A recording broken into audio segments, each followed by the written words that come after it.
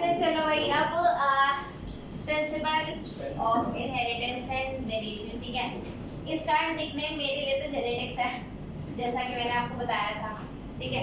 तो जब भी हम बात करते हैं, इट इज एक्चुअली जेनेटिक्स, ठीक है। तो शुरुआत करते हैं हम लोग। जेनेटिक्स की शुरुआत करी किसने थी और पढ़ना इसको स्टार्ट किसने किया था? मेंडल, जॉन ग्रीगर मेंडल, ठीक है। Was he a scientist? No.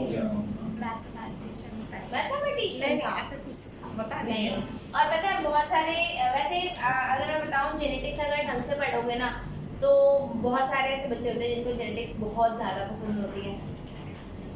बड़ों को एग्जैक्टली।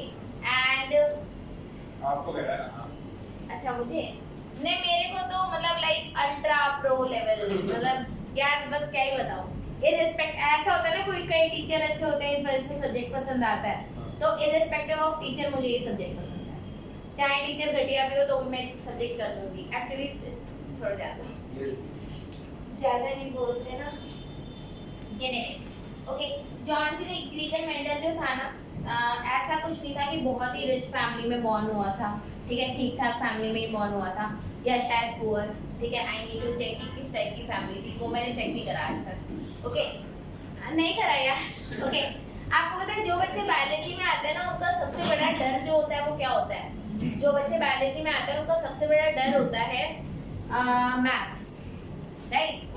उनको मैथ्स नहीं पसंद होती, that's why they are in biology, exception me, ठीक है। यहाँ पे कुछ कुछ बच्चे एक्सेप्शन हैं, ओके, जिनको मैथ्स भी पसंद होती है और बायोलॉजी भी पसंद होती है, अदरवाइज जनरली बच्चों को नहीं होती है। अब मेंडल ने क्या करा था बच्चे, फर्स्ट टाइम ही इंट्रोड्यूस्ड मैथ्स इनटू बायोलॉजी, ठीक है। एंड आपको पता है जैसे ही मैथ्स बायोलॉजी में आ गई तो लोगों को पसंद में नहीं आती, ठीक है। And through out his life he worked on मटर का पौधा, ठीक है। उसने मटर का पौधा ही बोलते हैं उससे, ठीक है। हैं अंग्रेजी में बोलिए। पाइजम सटाइवा, अरे अब बोल। ओके। 20 रुपए किलो। इतने का ही है? नहीं 20 में। अभी मिलता है? अच्छा, ओके, मैं नहीं सुनाता हूँ। कोई यस दीदी। स्टार्ट। ओके फाइन, ठीक है। तो उसने मटर के पौधों पे काम करा था अपनी पूरी लाइफ। उसने बहुत सारे क्रॉसेस बनाए एंड उसने काम मेंडल ने जिस टाइम पे काम किया था दैट वाज अराउंड 1860, पता नहीं 9 याद रहता है मुझे, हमेशा 1869 याद रहता है, ठीक है। एग्जैक्ट ईयर क्या है मुझे नहीं याद, लेकिन 60s में ही आप समझ लो, 1860s में आपको, 1863। हाँ, तो अराउंड दैट पीरियड 60s में रख लो यार, खुश रहो। उस टाइम पीरियड पे एक बात याद रखना कि ना तो उसे ये पता था कि डीएनए क्या होता है, और ना ही जितनी चीजें आपको पता है उसको कुछ भी नहीं पता था, कुछ भी नहीं पता था। उसने बस ये देखा कि मटर का पौधा उसने सेलेक्ट किया क्यों था, क्योंकि उसमें पहली बात इजीली अवेलेबल था। शॉर्ट लाइफ थी। बच्चे वो सब आज हम लोगों ने इंट्रोड्यूस करे, ठीक है। उसके टाइम पे उसने क्या क्या सोच रखा होगा। हाँ, शॉर्ट लाइफ स्पैन भी एक क्राइटेरिया है जो उसने सेलेक्ट किया था। शॉर्ट लाइफ स्पैन क्यों इंपॉर्टेंट है? सोच लो, चलो मटर का पौधा लिया उसने तो उसने एक साल में 2-3 जनरेशन बना भी ली, क्योंकि 3 से 4 महीने का होता है, राइट। अगर आम का पेड़ ले लेता तो पता चलता पूरा साल में 4-5 ही क्रॉस बना पा रहा है, ठीक है। सीड्स का वेट कर रहा है, कुछ कर रहा है, कहाँ ही कर पाता है एक्सपेरिमेंट, ठीक है। तो शॉर्ट लाइफ स्पैन और प्लस फ्लावर जो था वो बाइसेक्सुअल था। फ्लावर कैसा था? बाइसेक्सुअल था, जिसकी वजह से क्रॉसिंग भी पॉसिबल थी और सेल्फिंग भी पॉसिबल थी। मटर के पौधे में क्रॉसिंग भी पॉसिबल होती है और सेल्फिंग। अब जो मॉडल प्लांट यूज होता है ना बच्चे, मैंने आपको बताया था वो कौन सा है? अरेबिडोप्सिस थैलियाना, मैंने फोटो भी भेजी थी ग्रुप पे, ठीक है। अरेबिडोप्सिस थैलियाना। अब पता है अगर उसके साथ सेल्फिंग और क्रॉसिंग करवानी पड़ जाए ना तो उसमें प्रॉब्लम ये होती है बच्चे कि उसका फ्लावर, मैंने बताया था, बहुत छोटा होता है, उसका फ्लावर बहुत ज्यादा छोटा होता है, राइट, यस, ठीक है।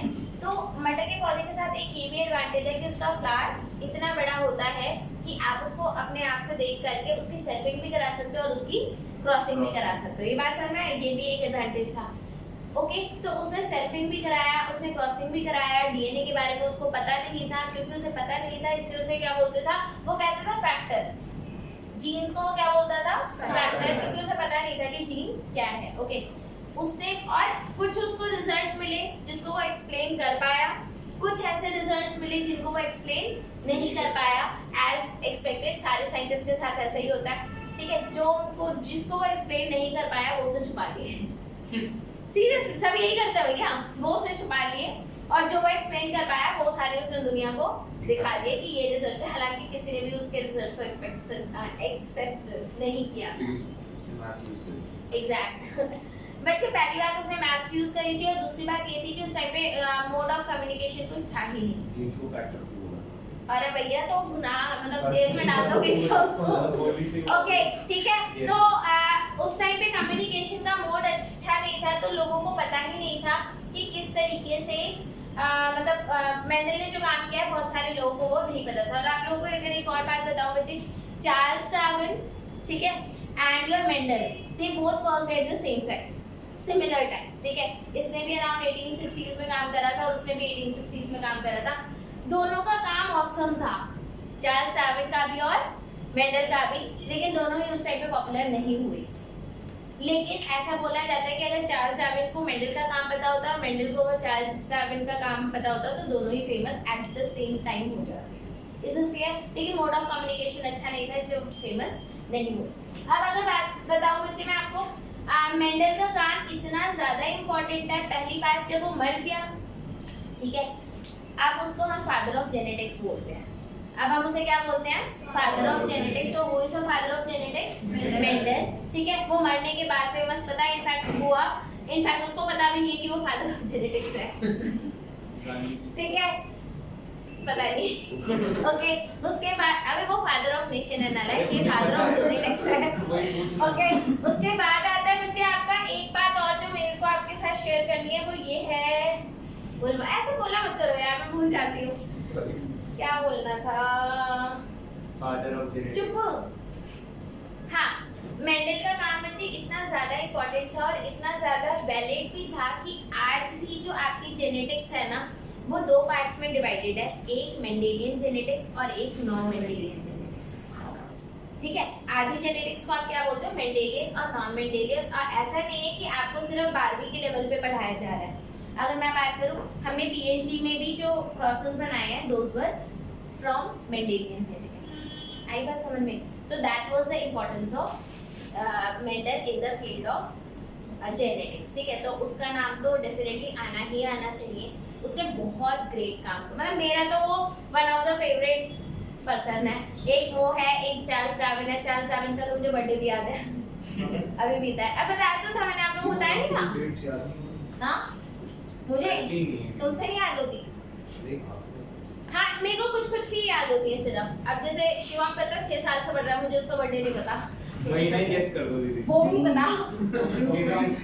एक इसका, एक सारांश का मुझे आज तक नहीं याद। वाह, दीदी को खुशी का याद है मुझे। खुशी का मैं 1-2 दिन के गैप पे बता दूंगी, 9 या 10 जुलाई। और फिर 10 को फिर कनिष्क भैया का था।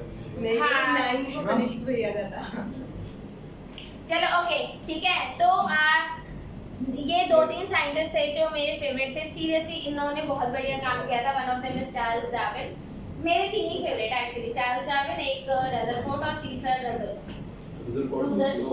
हाँ, रुदरफोर्ड भी, हाँ, केमिस्ट्री वाला, वो भी मेरा फेवरेट है। Yes, alpha particle scattering experiment, मुझे भी याद है। करेंगे किसी दिन कंपटीशन। पूरा रख रखा है वो तो नहीं है। मेरे साथ आया, मतलब मेरे साथ करना कंपटीशन। चलो ओके फाइन, ये बात समझ में आ गई। तो विद दिस इंट्रोडक्शन अब मेरे को आपको बताना है कि मेंडल ने बच्चे 7 कैरेक्टर्स लिए थे। एक्चुअली उसने बहुत सारे कैरेक्टर्स लिए होंगे, लेकिन जस्ट 7 कैरेक्टर्स जो थे वो उसने अपने एक्सपेरिमेंट के लिए सेलेक्ट करे।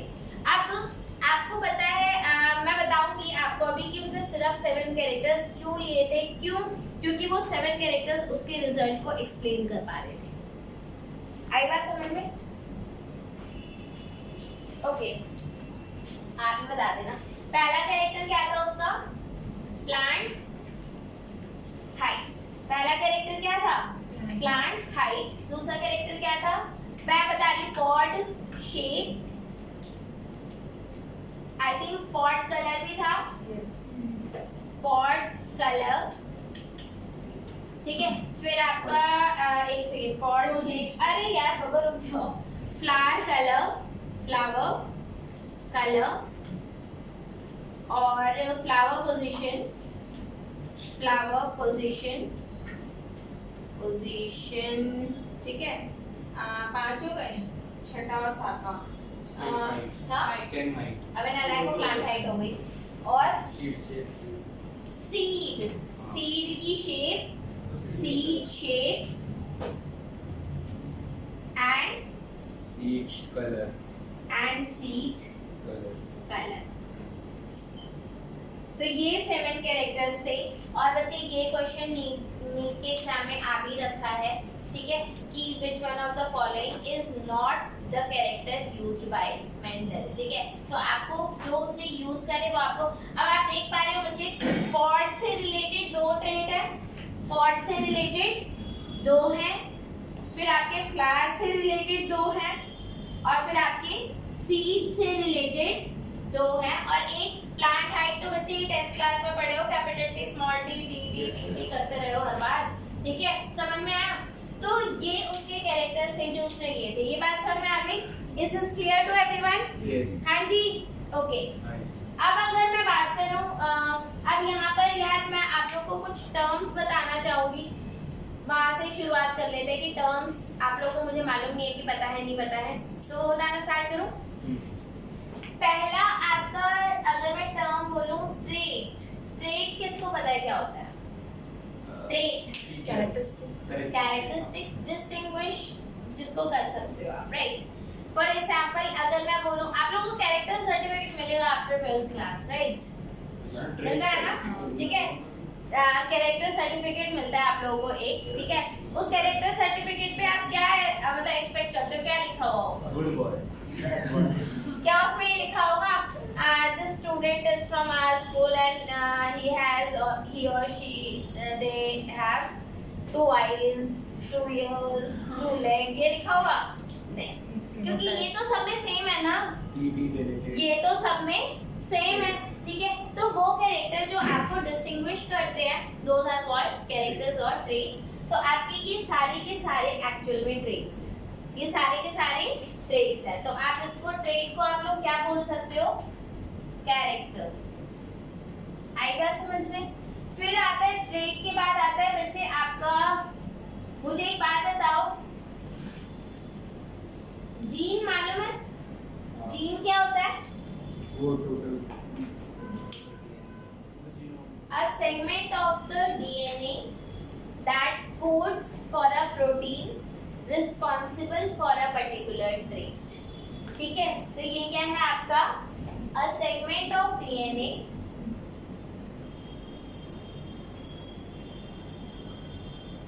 that codes for protein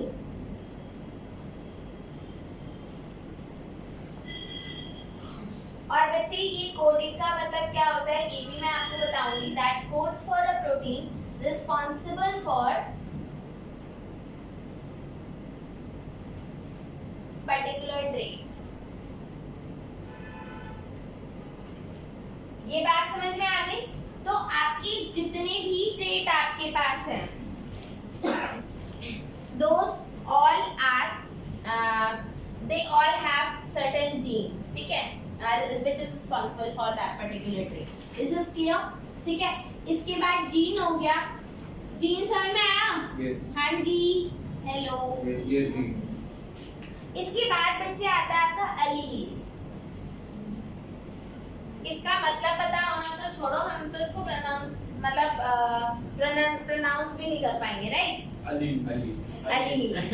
इसका मतलब क्या होता है बच्चे? Alternating forms of the same gene. Alternating forms of the same gene. एक ही जीन की ऑल्टरनेटिंग फॉर्म्स को हम अलील बोलते हैं। जैसे अगर आप बात करो हेयर कलर की, हेयर कलर एक ट्रेट है, राइट? हेयर कलर एक ट्रेट है। उसकी अलग-अलग एलील्स कौन से होंगे? Brown. There are so many colours of hair ना, तो वो सारे आपके एलील्स हैं और सबका अगर मैं बोलूं सर्वाइवल रेट सबका सेम है। अगर किसी के ब्राउन हेयर है तो क्या वो बंदा 40 साल में मर जाएगा? अगर कोई मर जाए तो वो कोइंसिडेंस होगा। ठीक है, ओके, तो वैसे वो नहीं मरेगा। क्या हो गया दीपांशी भाई? So worried. Okay okay okay, आगे एलील भी आपको समझ में आ गया। ठीक है, अब मुझे एक बात बताओ, क्या आप लोगों को मालूम है डिप्लॉइड क्या होता है? अरे क्या क्वेश्चन पूछ दिया, पूरी 12वीं 11वीं में पढ़ाई यही है। ऐसा लग रहा है ना जैसे अपने घर से कोई आ गया उठ करके। वो गलत होगा। फूफा जी नहीं। हाँ जी, डिप्लॉइड आज विरोश बता ही दो। बता राज। मैं हाँ विरोश, exactly, 2 sets of chromosomes. So when you have 2 sets of chromosomes, these are called your diploids. ठीक है, और कौन सा ऐसा सेल है जो 100% डिप्लॉइड होता है? zygote. Zygote is the cell जो 100% या आप डिप्लॉइड की कंडीशन को बताने के लिए आप बोल सकते हो नंबर ऑफ, इसको अल्टरनेटिवली हम क्या लिख सकते हैं? Number of chromosome present in zygote. मतलब जाइगोट कितना ज्यादा ऑब्वियस है। समझ में आया? समझ में आई बात? तो number of chromosomes present in zygote कह सकते हो आप, या फिर 2 सेट्स ऑफ क्रोमोसोम्स।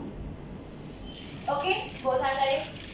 फिर अगला टर्म आप लोगों को मालूम है क्या आएगा? हैप्लॉइड। हैप्लॉइड क्या होता है जी? डेफिनेटली 1। और हैप्लॉइड के लिए ऑब्वियस सेल कौन सा है? गैमीट। और बच्चे अगर मैं आपको बोलूं कि हमें क्यों बता, मैंने आपको बताया कि इसको हम क्या बोल सकते हैं? Number of chromosomes present in, इधर मैं क्या बोल रही हूँ? गैमीट।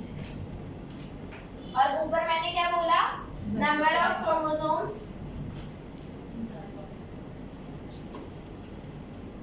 Present in zygote. अब मेरे को आप लोगों में से कोई बताएगा कि मैंने ये जाइगोट या गैमीट बोला ही क्यों है? ये बोलना ही क्यों जरूरी है? हाँ बच्चे, क्योंकि प्लांट्स के केस में it is not just 2 set या फिर 1 सेट। ये सिर्फ 2 सेट 1 सेट नहीं होता। मैंने बताया था चावल में 7 सेट होते हैं, 42 क्रोमोसोम्स, 6 सेट हो रहे हैं, 7 सेट हो रहे हैं। तो प्लांट्स के केस में एडिशनल वेरिएशन होता है। तो and since I am a botanist, ठीक है, तो डेफिनेटली हमें तो यही बोला जाता था कि जाइगोट में जो है वो आपका डिप्लॉइड कंडीशन होती है और जो आपका गैमीट में है वो हैप्लॉइड कंडीशन है। ह्यूमंस में आप डेफिनेटली बोल सकते हो अगर 1 सेट ऑफ क्रोमोसोम्स है देन हैप्लॉइड। और अगर 2 सेट्स ऑफ क्रोमोसोम आते कहां से? 1 सेट कहां से आया? दूसरा सेट कहां से आया? ये पानी है। हाँ, ये 2 सेट कहां से आया? अंशुमन दिमाग लगाओ थोड़ा, बताओ।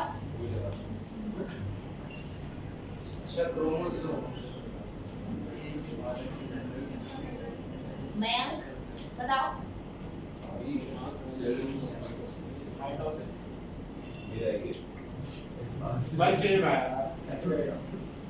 बताओ बताओ। खुशी, दीपांशी, हाँ, ये 2 सेट ऑफ क्रोमोसोम कहाँ से आए हैं? मतलब एक सेट कहाँ है, दूसरा सेट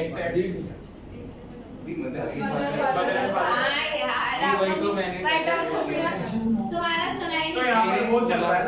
पेरेंट्स नहीं, 1 set maternal, other set paternal. भाई ऐसे थोड़ा होता है। अब मान लो कोई सरोगेट मदर से हो तो आप ये बोलोगे उसकी ये, अरे यार समझा करो ना यार, सिंपल सीधे गंदी बात है। गंदी बात नहीं है, आपको बताना था। और पेरेंट्स का क्या मतलब है भाई? Mother father. अगर मैं प्लांट्स की बात करूं तो पेरेंट्स चलेगा? वेजिटेटिव प्रोपगेशन नहीं होता, सिर्फ सिंगल पेरेंट नहीं हो सकते। You are wrong. You are wrong. आप मुझको ज़ाइगोट और गैमीट से Please. वीडियो में बात कर रहे हैं। शिवम कह रहा है मेरा दिमाग कैसे गलत हो सकता है, लेकिन गलत है। नजदीक था मेंटल के बाद बीवी is the God of genetics, ठीक है? गॉडेस हो गए। ये बात समझ में आया? ठीक है। भी खुश हो गई। ओके, आगे देख लो बच्चे, ये समझ में आया। आप लोग को ना जब भी आप किसी चीज या टर्म को डिफाइन करते हो तो एक बात याद रखना, genetics is not only for humans, genetics is for all the organisms, ठीक है? एंड सेकेंडली प्लांट्स के केस में most of the variation exist करते हैं। और अगर मैं आपको बताऊं बच्चे, जो जेनेटिक्स है वो सबसे पहले मतलब आइडेंटिफाई या एक्सपेरिमेंट जो है वो सारे वही प्लांट्स में, ठीक है? आई बात समझ में? तो पेरेंट्स वर्ड यहाँ पे क्यों गलत है? जस्ट ट्राइंग टू एक्सप्लेन मैं दिस। मान नहीं सकता ना, मैंने कैसे गलत। लड़ेंगे बाद में। चलो ओके फाइन फाइन। हैप्लॉइड हो गया, डिप्लॉइड हो गया। अब मुझे एक बात बताओ, हैप्लॉइड डिप्लॉइड के बाद आपका आता है definitely since we all are diploid, we all are diploid, ठीक है? तो हमारे पास तीन कंडीशन एग्जिस्ट कर सकती हैं। हमारे पास हमेशा जो क्रोमोसोम्स होते हैं वो pair, okay, one is recessive and other is dominant. ये क्या होता है? रिसेसिव क्या होता है? which express itself in heterozygous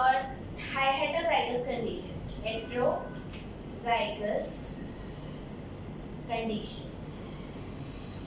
अभी मैं बताऊंगी हेटेरोजाइगस क्या होता है, ठीक है? एंड डोमिनेंट क्या होता है बच्चे? which express itself in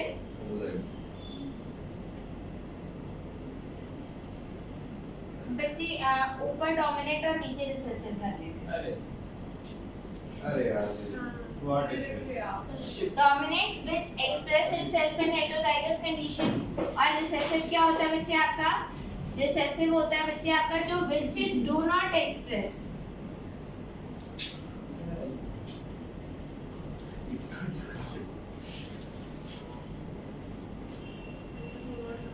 in heterozygous condition.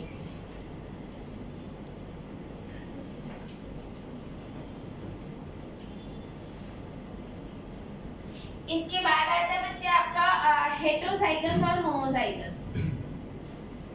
Heterozygous क्या होता है? एंड होमोजाइगस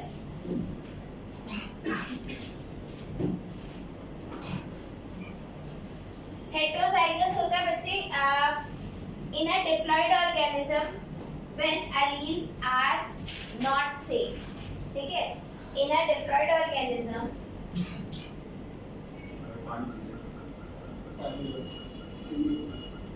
उदय सोना पानी दो। In a diploid organism, when alleles are different,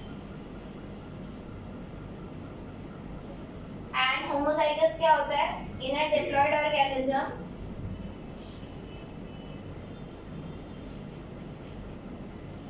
when alleles are same. मजा नहीं आ रहा ना? I can understand, ठीक है? लेकिन बच्चे ये जो टर्मिनोलॉजी है ना, इसका पता होना बहुत ज़्यादा ज़रूरी है, क्योंकि मैं ये वर्ड्स बहुत ज़्यादा फ्रिक्वेंटली यूज़ करूँगी, और अगर आपको नहीं पता होगा तो डेफिनेटली मज़ा मुझे नहीं आएगा। इसीलिए मैं आपको पहले इन वर्ड से इक्विप कर when alleles are same, ठीक है? इसके बाद बच्चे आता है आपका और क्या टर्म रह गया? ट्रेट हो गया, होमोजाइगस, हेटेरोजाइगस, ठीक है? इसे नोट डाउन कर लो, फिर आगे बढ़ते हैं। टाइम हो गया यार ऐसे बोलोगे? कल से ढंग से पढ़ेंगे ना, देखो आप समझ